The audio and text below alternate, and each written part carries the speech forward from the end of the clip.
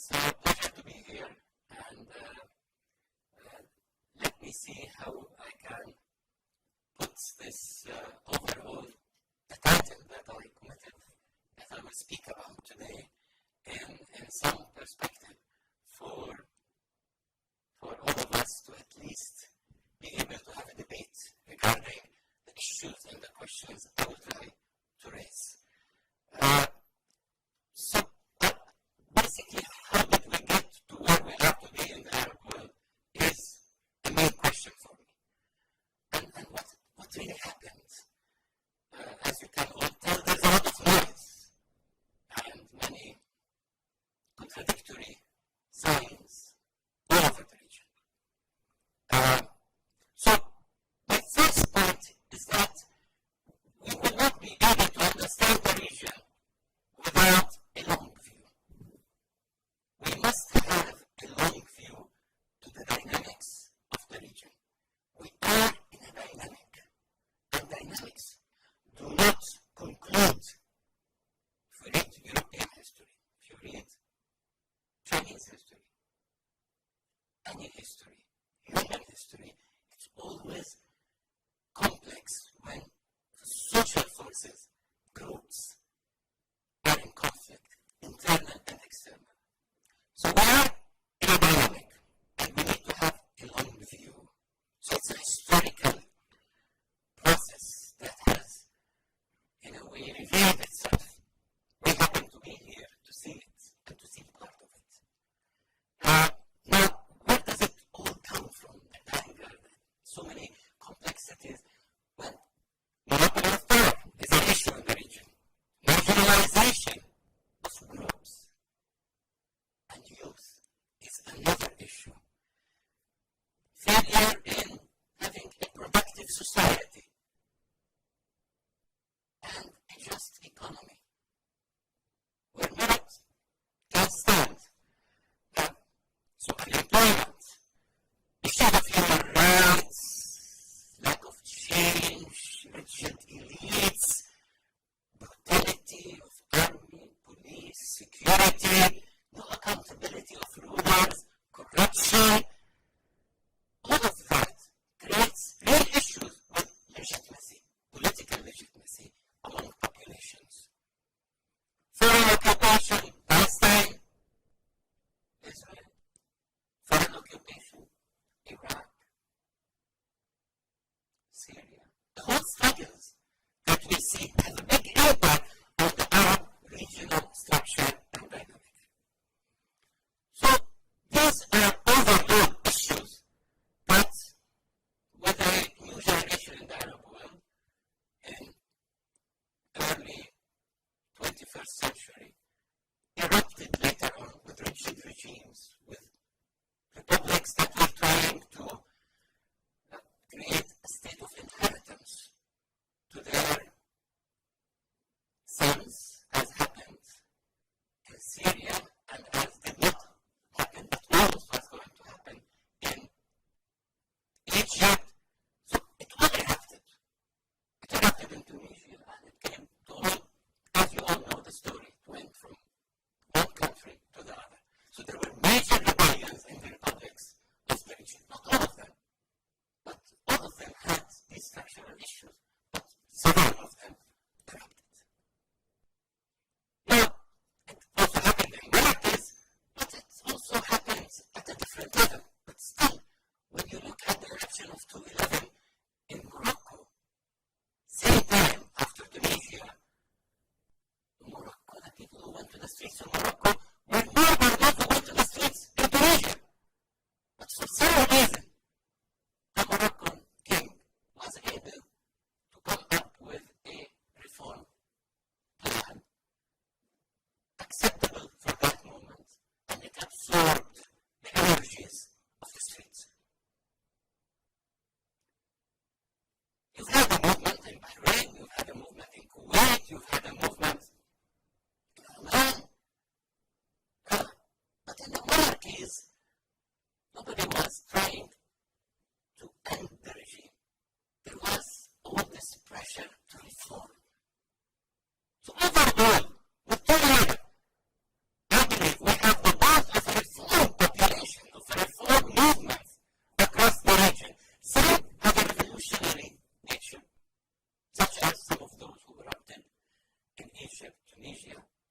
fully revolutionary, not like Lenin's revolution, not like Mao's revolution, more closer to the Eastern European movements that wanted more freedom, more access, more information to society, less restrictions, just economy, less corruption, accountable rules. They want to agree on how a prime minister becomes a prime minister, how a minister is accountable.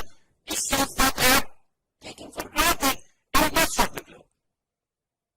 It just reached our shores and our society. So the rebellions of 2011 ended up making 4 presidents go.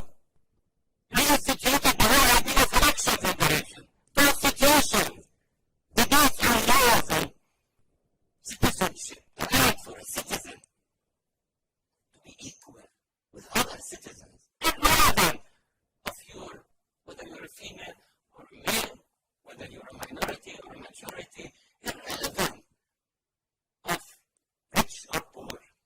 So these are issues that opened up a new stage in the history of the region. So I read 211 as something like AD, BD, ACA. It's something but before and after. After 211, it's a different situation. And what we live today with is through that dynamic.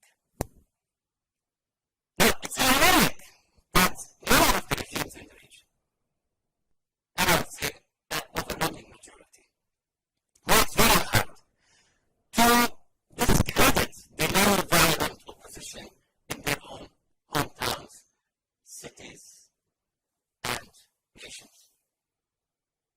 I believe there is no need for opposition, while in reality history only evolves when you have opposition. You create a dynamic of taking them. So when you discredit the non-violent opposition, you really hit in the end the center. Who are the non-violent opposition anyway? They are individuals who used to be in government and have a different point of view. They are individuals who are in universities and academic settings. They are the business class. They are the middle class. Out of these people come forms of opposition and critique. By isolating, by not allowing, we ended up creating a big vacuum. Just to keep this in mind as we try to understand why the Arab world did not develop a very serious, committed, democratic political parties, for instance. Which it will, but it's a little bit more painful to get there. Now, so 211, sudden discovery of people's powers, dignity, freedom, social justice, these became centerpieces. And as I said, monarchies and republics in this particular situation were different. The legitimacy of the republics was based on the fact that there used to be monarchies, most of them, and became republics in order to have a lot of respect for the public space. It's not a monarch. In the monarchies, there's all kinds of tribal structures and traditions and ways of dealing that at least provide a form of relational structures that resolve issues when you have a crisis. So that doesn't mean that the monarchies don't have some of the same problems that others don't have. They're not democrats. Some democracy, I mean, Kuwait is a good example of a level of democracy, not fully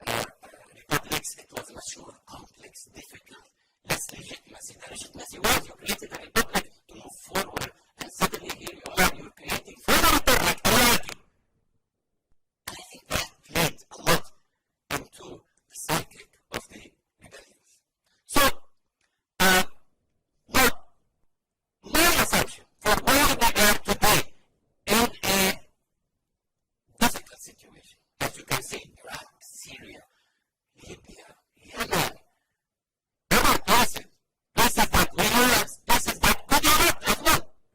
I mean, nothing today will look as it is today 10 years from now. Things are changing in this region.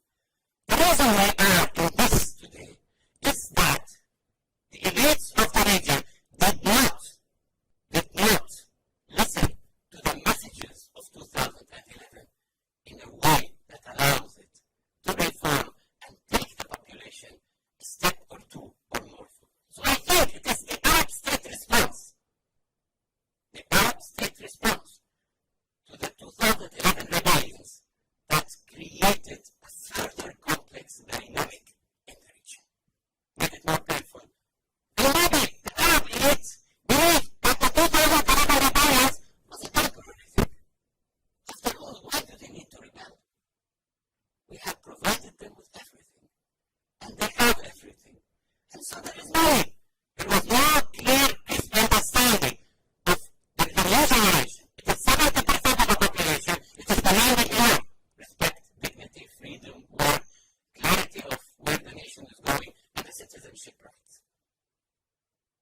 And with this absence, and the Arab response to the rebellions of 2011 was the counter-revolution. So we had a counter-revolution. Now it's clear, even when we look into social sciences and we look at the history, there is a revolution and then a counter-revolution and then, I mean, these cycles happen. But the counter-revolution came earlier and even more expected. So the change that took place in Egypt is a good sign. You will look wrong at the counter-revolution. You can look at many signs, but I would say a good solid example is when the army interfered in Egypt and took over from the Morsi government. And they put the entire government and the entire ministers and the entire consultants with them and all their supporters in jail and outlawed the political party that ran for elections that actually came to power.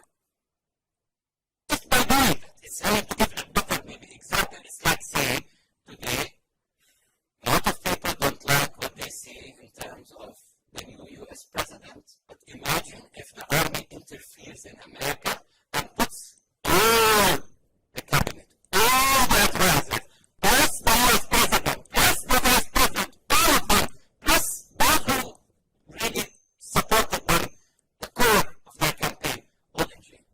And outlaw the Republican Party. I say they're doing this in the name of the nation, for the future. And you may get 50%, maybe, who knows? But in America, I doubt you will get that support. But in the Arab world, you may get that because people are more divided. So yes, you were able to get quite a number of Egyptians who would say, maybe this is a good thing to have. We're still in an authoritarian culture. We didn't get rid of this. So anyway, yes, you outlaw everything. You put all the cabinet still in jail, maybe 60,000 still in jail. And there is a massacre that takes place in Rabaa. And then there is all these court orders and so that's the counter-revolution. At the same time, there was a rebellion in Bahrain. It didn't want to change the regime. I bet on this. Nobody wants to change the regime in the GCC or in the monarchies. People have this relationship, but they want to change the contract. Yes, I definitely believe they want to change the contract. I mean, who doesn't want to change the contract? You want to change the contract with your dad every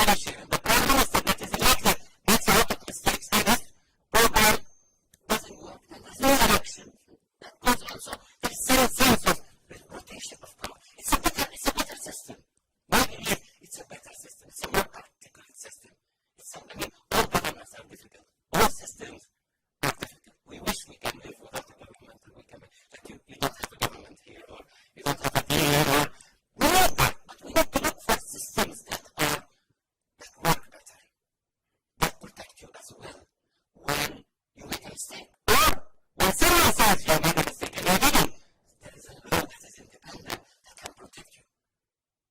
Not that somebody corrupt accuses you and you go for jail and you disappear. That happens to many Arab youth, by the way. It's part of the suffering of this region. It's the corruption and what the corruption does. But the corruption in the end becomes like a mafia.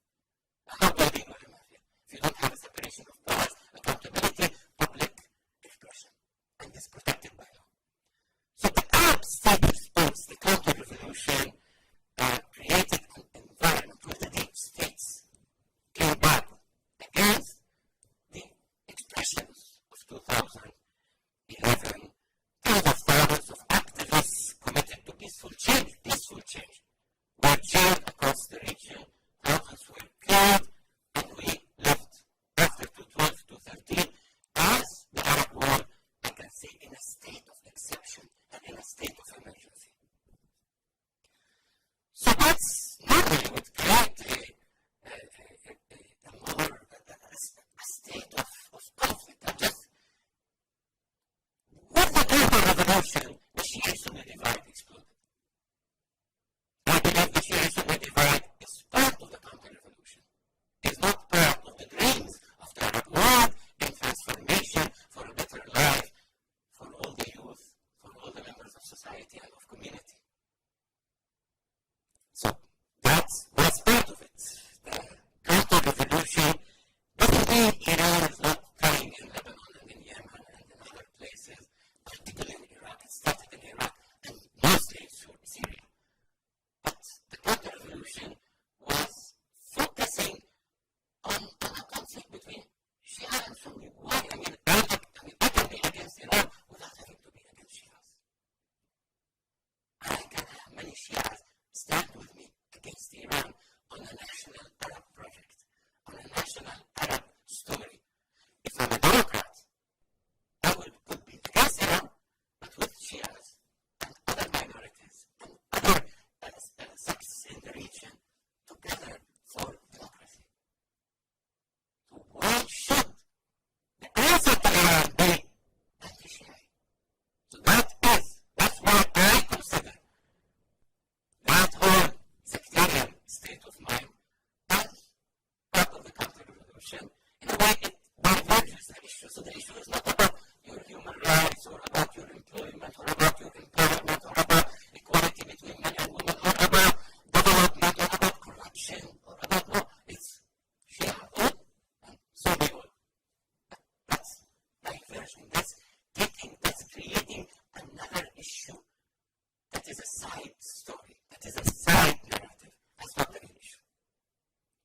On the other hand, I do believe this Islamist struggle, Islamist secularist struggle that took place after 2013 and 14, particularly with a focus on the Muslim Brothers, is also part of the counter-revolution. After all, the Islamic groups of the Arab world, the non-violent Islamic groups, not the violent, the non-violent Islamic groups of the Arab world are part of the narrative, are part of the group, are part of the community.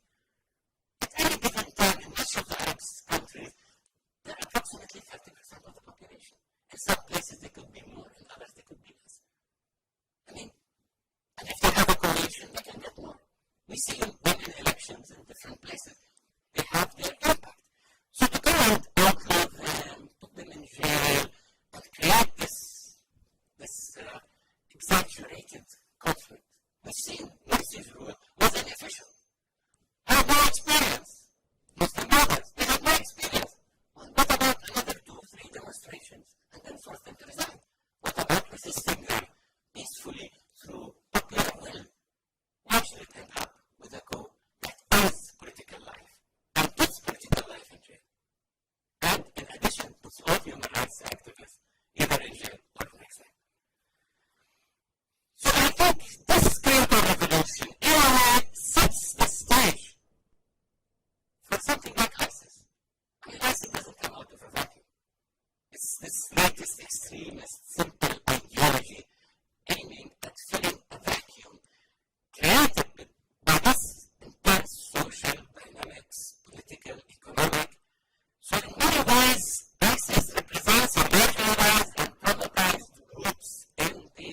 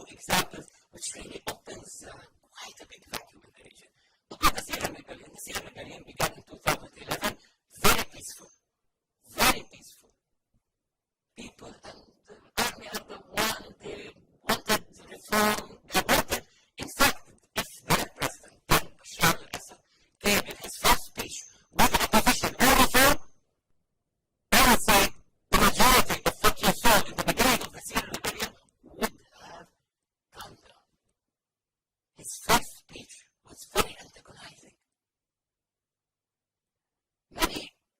There were important segments of the Syrian regime that wanted a solution from the beginning. And I think we'll know more about that later. And if you all recall, there were certain members of the Syrian regime that were assassinated in the middle of that 2012, such as the cousin of the president, married to his sister, Shafeeq, among others, who were not happy with a security response, who wanted certain promises with reform. That didn't happen. The Assad regime decided to respond to peaceful slogan with bullets and with actual mass murder. All the activists that led the Syrian rebellion, those who organized 5 people, this person who organized 10, this person, this group of people who made a demonstration of 50,000, they looked for all of them. There's about 14,000 of them. They murdered most of them. All the first generation of the Syrian rebellion, even the second generation of that year, were murdered. Few managed to get to exile. Few others could be in jail. So it ended this. But the regime of Iran decided to release all of those militant, violent, ISIS-like, Qaeda-like, who were in Syrian jail. What were they doing in Syrian jail? Oh, when the Americans invaded Iraq, changed the regime, dismantled the state, Bashar al-Assad thought he could be next. So he decided to play the game. And the game was very simple.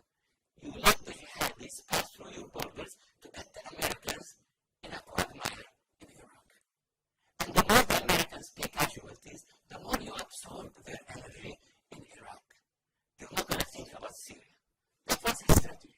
So he supported those groups, allowed those groups, and now the Americans got the message and decided they're going to now kind of cut down on forces, be less military, and then focus more on Iraq. And he realized that he's got away with it. And that was then he put them in jail.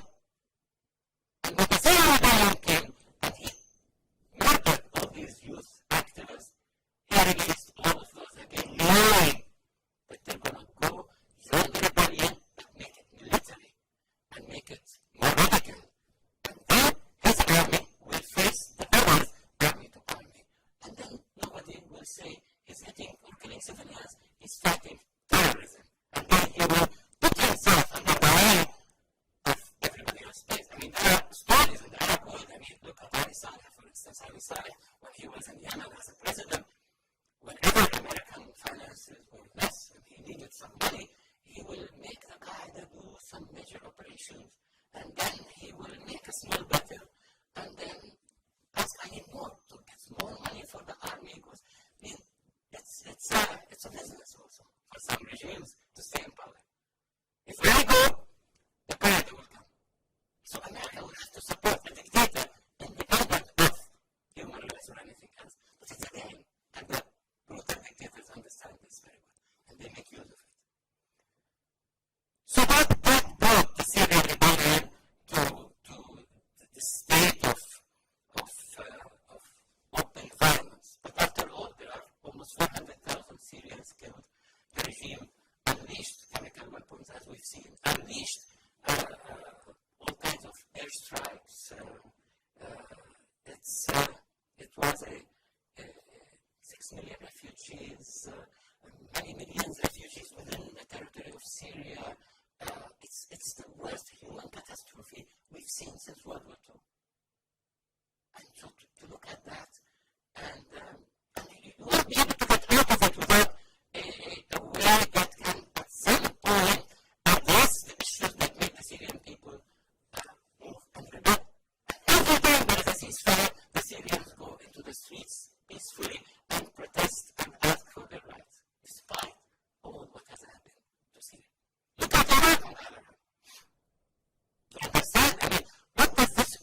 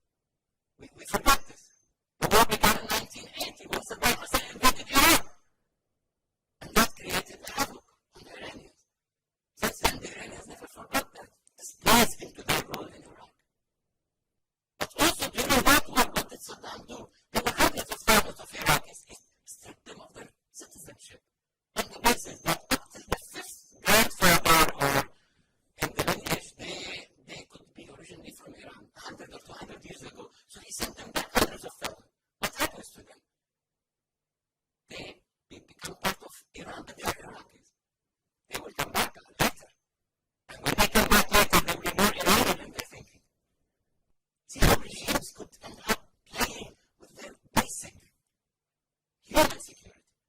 So you have this invasion after the Iraq War, 8 years into Kuwait in 1990.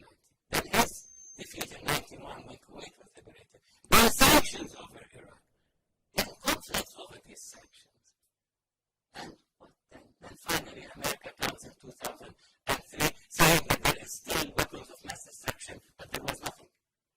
And it further dismantles the Iraqi state. In 2003, for the first few years, how many Iraqis died? Almost a million. Do you think this goes just like that? Doesn't create more radicalism? Doesn't create a lot of frustration and anger? How would this contribute to state building later on? Almost a million, 900,000 people, plus or minus, have died since 2003. So this is Iraq, and I mean, we're talking about a territory of more than 60 million people. We're talking about a territory that extends from the borders of Iran all the way to the borders of Lebanon and Jordan. It's a huge territory when you put Iraq and Syria together. So it's a death field. Iraq was a death field, like Syria is a death field. So you see, all of this contributes to the movement, makes it very hard and complex. So I cannot blame ISIS criminality on Islam. Because it's like I cannot blame the criminality of the Khmer Rouge in Cambodia on Marxism. Or actually, the Vietnamese in the end, or the ones that came to Cambodia, invaded Cambodia, and got rid of the Khmer Rouge. They were extreme. I cannot blame the French Revolution and its ideals of equality and justice on the criminality of the Jacobians. Read the history of the Jacobians. They came to power and they were bloodthirsty. They happened. I mean, in history, you got such a group. They come to power and they just think everybody is different. Must not live until the end of the day. The Jacobians killed everybody from the revolution and then started to murder those who were with them. And finally they were all murdered. That's how it is. And today, I mean, did democracy ever evolve in the West without all these sad stories? It never did. It wouldn't have developed. Because if you go back to that history, when the Jacobians came and did all that, finally later Napoleon would come, then there is the Napoleonic Wars, and after the Napoleonic Wars and Napoleon's defeat, again it's restored to France. And what did the king say? And where I have come back, no need for persecution.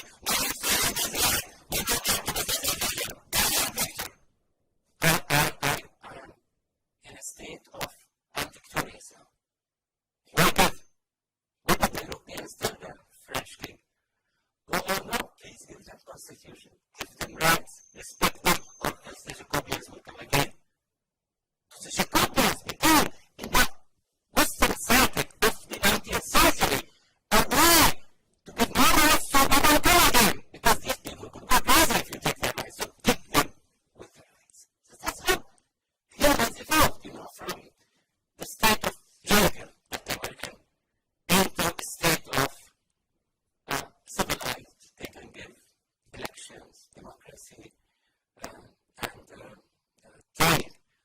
get. So ISIS is not an exception in history. And in any situation, religion, group, you could have something like that if the conditions are similar to what you've seen in Syria and Iraq. It is well known, or at least one part of ISIS are all those lieutenants who were in the Iraqi secret intelligence under Saddam Hussein, and they were defeated by the Americans and kind of dismantled. They took their revenge by forming the core, by the way. Somehow, I mean, you come to ideology, or you come to religion, and you can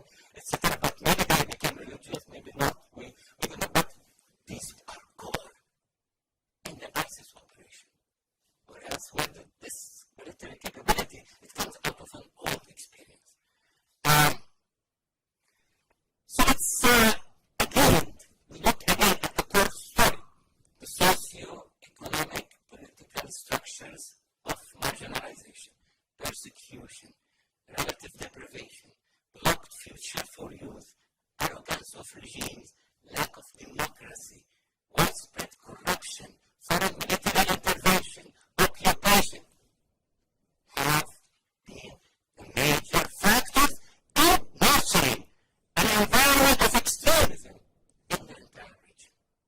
And we have not seen the end. Because these conditions continue in the Arab world up to this moment, and we see that they will continue for a long time to come. So now you have like states in the region, like America, war on terror. I mean, what happened to the war on terror of 2001 after September 11? And then 14 years again, renewal of the war on terror. Another 14 years, renewal of the war on terror. I mean, we're going to be victims of war on terror for what? For another century? It doesn't end anymore for you at some point. What's going on? And today, under the whole idea of a war on terror, human rights are targeted. Youth groups are targeted. Peaceful protest is targeted. Simple, peaceful gathering that you see anywhere in London or in Paris, a little strike, a little, is targeted and is considered part of the war on terror. What does this do? Creates more extremism, more rebellion, and more division, and more collapse in state structures of the region. Today, I mean, you find youth in jail just for a poem. Somebody executed just for a poem. Just happened in Iraq a while ago. You find a sentence would end the career of an individual. So, struggle is very intensive. And I believe that despite all of that, we have seen that well-intentioned, centrist, humanist, democratic values have roots in this region today. They have roots in the region. Everybody thought they didn't. 211 tells us it does have these roots. A lot of the youth you talk to today have these values. Expression, accountability, accountable government, issues of corruption, elections, democracy.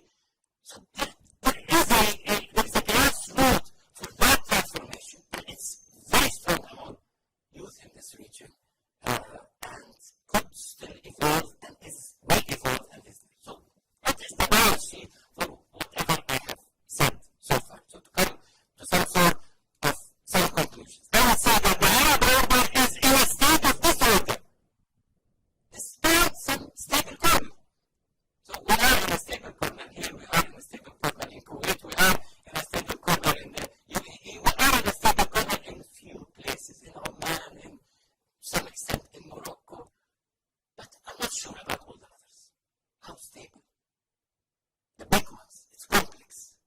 I think the bigger the country, the harder with all these issues today. So we look at the region that it is in a state of disorder, and that the whole question of state and regime is wide open. It's wide open. The whole question of state, regime, and power relations is wide open. And will be wide open in the coming 5 to 10 years. By these generations that are asking a lot of questions. So most of the region is sitting on a table. Not you are safer. But most of the region is sitting on a time bomb. And it's and again, it's a time bomb made up of youth who are 70% of the population who are not happy, who are not satisfied, who do not have rights, who would like to be citizens, who would like to be equal. That's the story. So, this situation, adding to it, average unemployment in the region, average unemployment, again, in the more normal states, not the states that have extreme wealth and small populations, but in the more normal economies of the states, big populations, from Egypt all the way to Jordan to other places, unemployment is in the bracket of 30 to 35%. And it's more among youth. And it's more among women. It's a big, I mean, it's like too much pressure on the young generation. And you tell me why a lot of youth want to immigrate. I mean, they either will immigrate or will explode. But now they can't immigrate because the West now is afraid. So this game of ISIS and terrorism and all of that. Well, that's also creating fears in the West to the point where so we are locked in a steam pot, and it doesn't even have a little space to breathe. So more badly, it will explode. Because it's not like before. You're not happy, you go to Australia. You're not happy, you go to Europe. You're not happy, you go to Europe, America. I mean, they have Trump, they have all these, even Australia. I mean, nobody wants them. Even if they want immigration, they don't want Arab immigration. And even if they want immigration, they want immigration. So, we have to clean our space. And if we don't clean our space, clean it nicely, decently, with reform, that's my assumption, then it will explode on all of us. And when it explodes, it doesn't mean we win. We could lose also. Because I'm a reformer, I believe reform is much better. Because with reform, you can take a step to continue to go, give reformers in, integrate the Democrats, integrate the reformers, leave these laws and brains and spirit, empower by it. You will lose something, but you will gain a lot. But if you don't do reform, then we're leaving it to this dynamic with the complexity. So, now, most of the wealth of the region, just to add to the complexity, is in the hands of the few. So we have all billions of even of an issue of justice and justice, locked economies that don't believe in real free competition and in real merit-oriented competition. So it's like kind of free blocked. So if you want to open new business, it's all controlled, it's all monopolized. I mean, we know today from Western capitalism, there's all these laws against monopoly. Why? So it doesn't block the future, it doesn't block the evolution. And so you have this today. So the wealth in the hands of the few. Just if you look at the region between 2003 and 2012, $750 billion left the region. After 2011 and 2012, 2013, I mean, dozens of billions are leaving every few months. I mean, the region is losing in this. There are few places that gain investment, very few places. The majority of the places are not gaining any investment.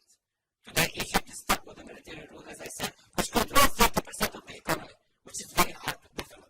100 million population with such an old bureaucracy and a system of a military rule. That's not going to take you to the modern world if you do whatever you want to do with the military, in power and in control. Today we look, I mean, we see like Aleppo fell, and so some thought that in Syrian rebellion, no, today a battle here or a battle there will not end anything. It will be only a stage in the complexity. New divisions will emerge, new groups will appear.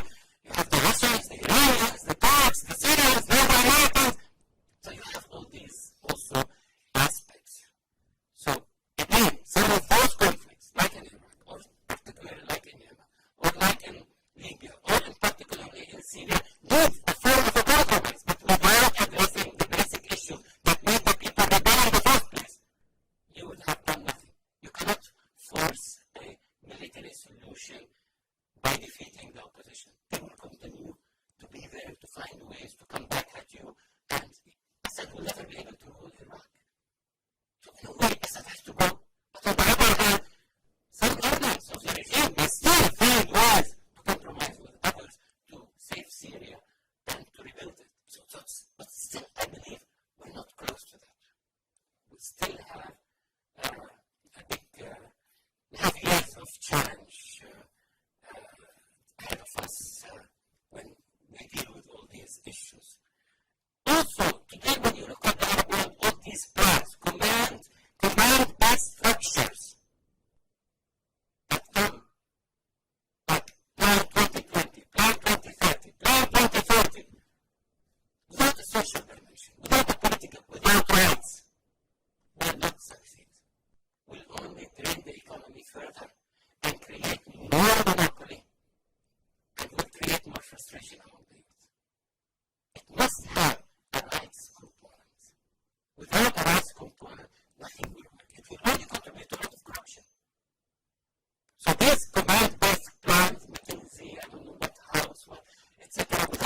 discussion, a grassroots discussion and a debate about why and who and how and when and the component of social, political will not work. Will drain the region further. This is where my assumption, most probably, that the next Arab revolutionary wave will be far more radical in thinking and methods. It will not necessarily be violent, but will be radical and could have certain aspects of violence in it. I think it will try to accomplish what they could not accomplish in 2011. So it's part of the learning process of this region. Unless we are supported by reformers and reform. So those who lead us to reform will appear soft, I believe, compared to those who are coming in 2022 or 2021 or 2023, nobody knows when. But it's coming. It's kind of prepared for. It's in the pipeline of this region, 450 million people put in such a situation of complexity. And I also propose that the youth of the region will not go back. They either go into the extreme violence or go to the extreme peaceful expression and activism or go to revolutionaries or they simply have been politicized. So now I think we are witnessing the most politicized generation in the Arab world in a long time. Maybe after my generation. That's why I studied political science. My generation was a politicized generation. Because we were like teenagers when 1967 took place, so we saw the whole Arab world defeated in 6 years. And all the territories, Palestine, the rest of Palestine, conquered West Bank, Gaza, then Jerusalem, Sinai, Golan. So my generation saw that defeat, we reacted. And so we had a politicized generation, but it wasn't as widespread. So you'll see it among Palestinians, you'll see it among some Arabs, you'll see it among a lot of Lebanese, you will see it. It's bad, but not at that level. I have never seen in the modern history of the Arab world that level of politicization at that level. Because what this is extreme collapse of states. So in a way, there's a big vacuum for people. I'm looking at seeing states collapse like the House of Cards. What are these states been doing to get to collapse so fast? Now, these are questions that will stay with us for long. And so I see that